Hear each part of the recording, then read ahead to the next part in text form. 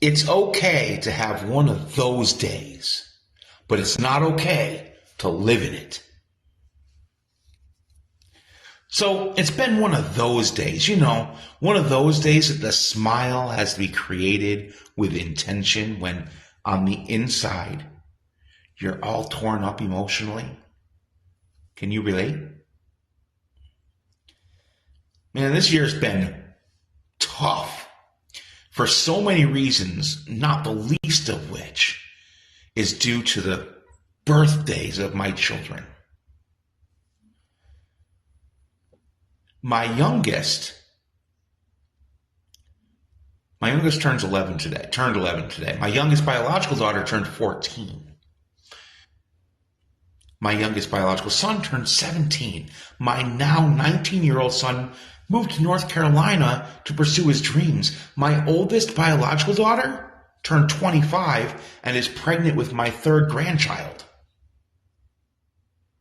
My eldest son turned 28 5 days ago. Two of my three adopted but not adopted daughters turned 13 and 14 this year. And as I said, today is my youngest's birthday. It's a wonderful and terrible thing. I mean, she's 11 now. I mean, when did that happen? Like, what? When did all of those happen? Like, I was 25 yesterday. What's the big deal, you might wonder? And, whoa, that's a lot of kids, you may even exclaim. And shouldn't those birthdays be things of wonder and celebration? You might think. But, for me, while I do celebrate them, there are also moments of heartbreak.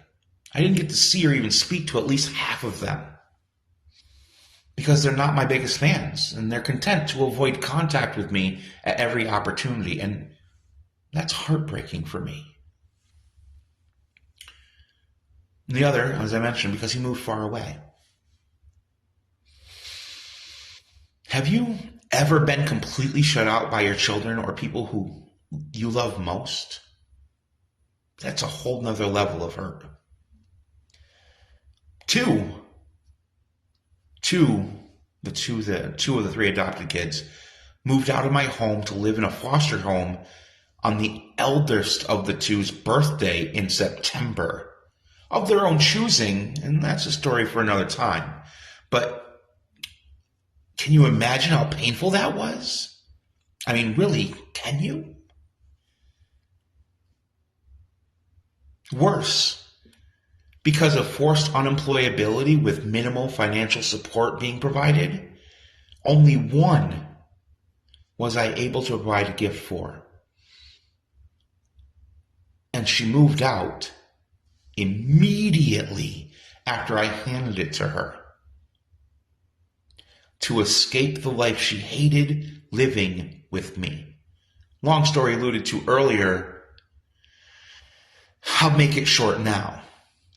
See, I was a kinship-based foster placement for them with rules that they hated living with. They didn't want to follow them because they came to me from a world where they could do anything they wanted without consequence, without limitation. And the state removed them to keep them safe and place them with me, which took me out of work and has been a ride. But talk about pain and heartbreak and guilt and shame in the fight to rise above it. Can you relate? Can you? So today is my youngest birthday, as I said. When she is the one who lives with me and she still adores me, I have so little. Like, there's no party. It's just a cake I made for her and a few presents I managed to scrape up. No special experiences, just me and her. And poverty sucks. I mean, I know that's relatable for so many. But that's not what has me in my feelings or has had me in my feelings today. No. Instead, my youngest baby is 11. She's not my little girl anymore. She's not. She's a tween now. Officially between child and teen. And the road to becoming an adult and spreading her wings to fly away is so much shorter now than the time I've had with her up until now. And I know there are many years to go.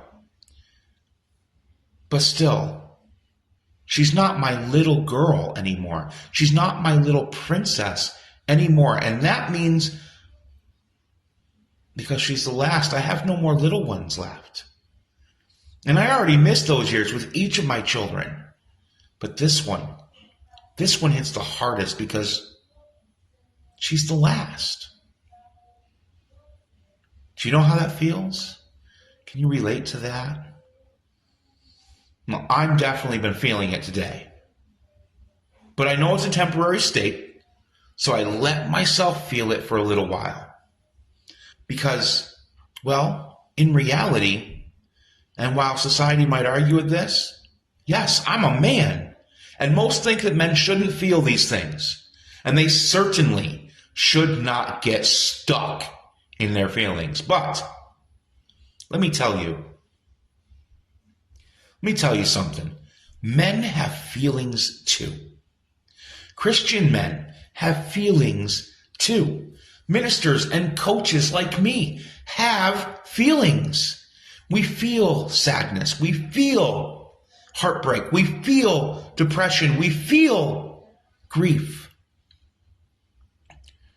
stress, overwhelm, anxiety, sadness. We are just people like anyone else. And I'll tell you something else too. It's okay. It's okay to feel them. What's not okay though?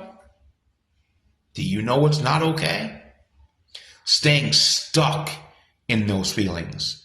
Leaning into the sadness. Finding comfort in depression. This is not okay. Many of us do it.